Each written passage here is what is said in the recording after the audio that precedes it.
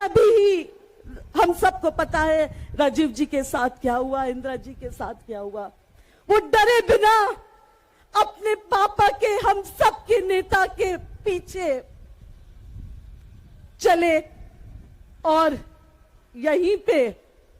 लेकिन नवरात्र चल रहे हैं, रमजान चल रही है, मजलूम की खामोशी में खुदा का कहर होता है। ये मोदी जी को समझ लेना चाहिए। शूलों का मुख न साने को, बड़खुद विपत्ति पर छाने को, है कौन विघ्न ऐसा जग में, टिक सके वीरवर के मग में। खंभ ठोक ठेलता है जब नर, पर्वत के जाते पांव उखड़, उस पर्वत को। राहुल गांधी जी आपकी लड़ाई लड़ रहे हैं, और अगर वो सदन में नहीं है तो आपकी आवाज सदन में सुनाई नहीं देगी। ये इस देश की जनता को समझना है और हम सबको समझाना है। अगर राहुल गांधी जी सदन में नहीं है तो नरेंद्र मोदी से आंख में आंख डालकर चीन पर सवाल पूछने वाला सदन में नहीं है। अगर राहुल गांधी जी सदन में नहीं है तो अडानी पर सवाल पूछने वाला नरेंद्र मोदी की आंख में आंख डालकर सदन में नहीं है। अगर राहुल जी सदन में नहीं है तो महंगाई पर, बेरोजगारी पर मोदी की आंख में आंख डाल के सवाल पूछने वाला सदन में नहीं है। यह इस देश को समझना पड़ेगा और कांग्रेस की यह जिम्मेदारी है कि हम हर उस व्यक्ति को समझाएं कि यह लड़ाई राहुल गांधी की नहीं है, यह लड़ाई कांग्रेस पार्टी की नहीं है। हम गांधी जी की समाधि पर बैठे हैं।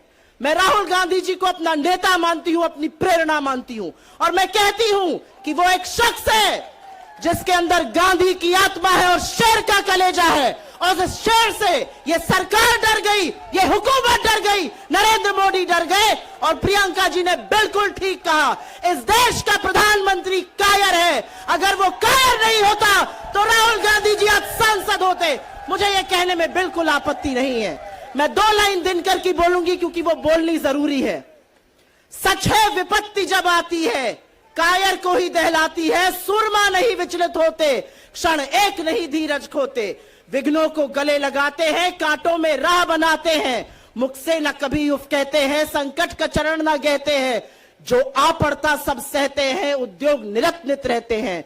शूलों का मुख न साने को, बड़खुद विपत्ति पर छाने को, है कौन विघ्न ऐसा जग में, टिक सके वीरवर के मग में। खंभ ठोक ठेलता है जब नर, पर्वत के जाते पांव उखड़, उस पर्वत को उखाड़ना है और राहुल गांधी जी के हाथों को मजबूत करना है, उनकी लड़ाई को आगे ले जाना है।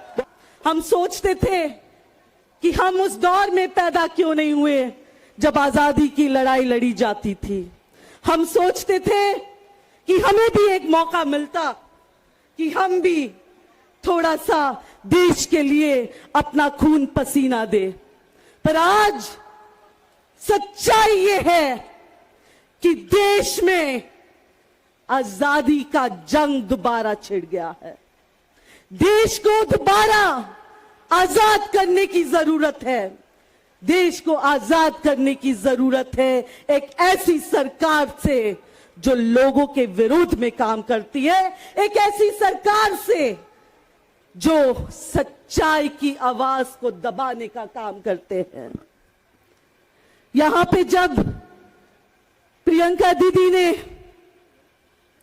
कई बातें हमें बताई, प्रियंका दीदी ने उस समय की बात हमें बताई जब हम सबके लाडले, जब राजीव जी जिस दिन दुनिया में नहीं रहे, और यहां पे जब राजीव जी को ला रहे थे तब राहुल जी एक बेटा होते हुए राहुल जी के मन पे क्या गुजरा और राहुल जी किस तरीके से तभी भी बिना डरे,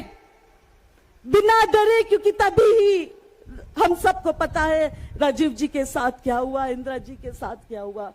वो डरे बिना अपने पापा के, हम सबके नेता के पीछे चले और यहीं पे उनको अग्नि दिया। भाइयों और बहनों, कांग्रेसी आज जब दीदी यहां पे हम सबको अपनी बातें बता रही थी।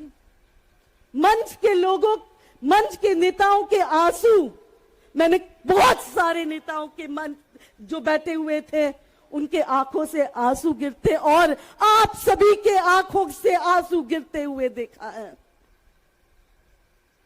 ये आंसू जो है, ये दोबारा, ये आंसू जो है राहुल गांधी जी ने खुद, प्रियंका गांधी जी ने, सोनिया जी ने खुद अपने जीवन में बहुत सारे आंसू रोए हैं, पर उन्होंने ये देखा है कि देश की जनता को सुखी मिलना चाहिए, देश की जनता सुखी हो।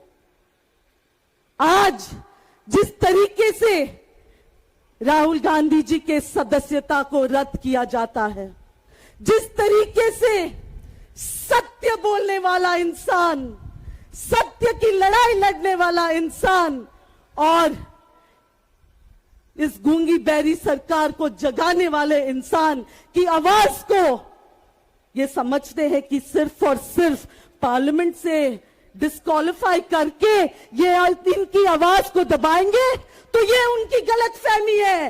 राहुल गांधी जी की आवाज, गांधी परिवार की आवाज, कांग्रेस पार्टी की आवाज कभी नहीं दबेगी। राहुल गांधी जी की आवाज हर एक कांग्रेसी के जबान से निकलेगा। अब हर कांग्रेसी इस सरकार और इस सत्ता में बैठे हुए लोगों से और जनता और लोगों के बीच ये पूछेंगे कि 20,000 करोड़ कहां से गए। 20,000 करोड़ कोई छोटी रकम नहीं है।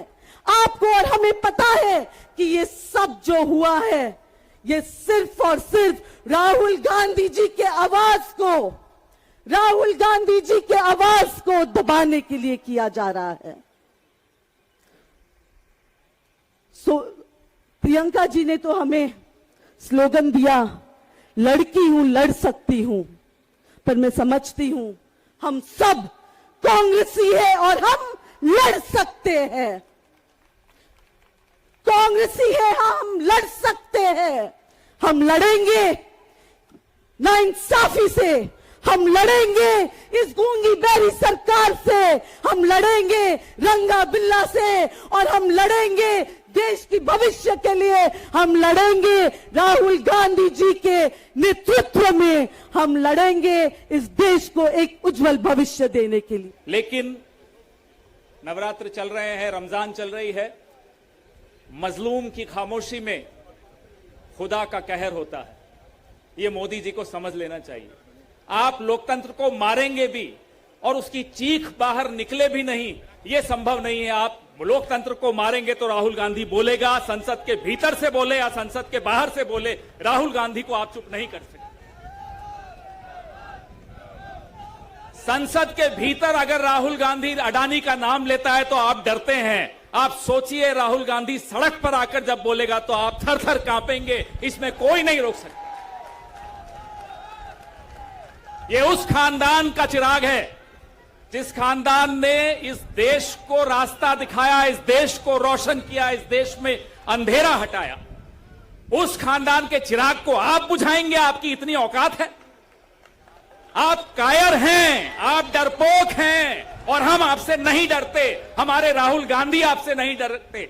मैंने आज तक प्रियंका गांधी को डरते नहीं देखा, मैंने आज तक राहुल गांधी को डरते नहीं देखा।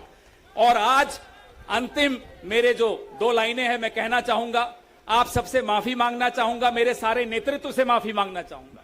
मैं स्वार्थ में आकर, जब मुझे राज्यसभा नहीं मिली, मैंने लिखा कि मेरी तपस्या में कोई कमी रह गई होगी। अब राहुल गांधी को मैं देखता हूं कि वो ठुकरा देता है सत्ता को और फिर भी तपस्या करता है। इससे ज्यादा और क्या हो सकता है? मैं आप सबसे आज माफी मांग रहा हूं, और यह प्रेरणा मुझे राहुल गांधी से मिलती है, यह प्रेरणा मुझे प्रियंका गांधी से मिलती है। तो अब लड़ने का समय है, चिल्लाने का समय है, आवाज उठाने का समय है। सत्ता आएगी, आए, नहीं आएगी, नहीं आए, हम लड़ेंगे और हम जीतेंगे। जय हिंद, जय कांग्रेस। खबरों में बने रहने के लिए फोरम 4 को सब्सक्राइब करें और नोटिफिकेशन पाने के लिए बेल आइकन दबाएं।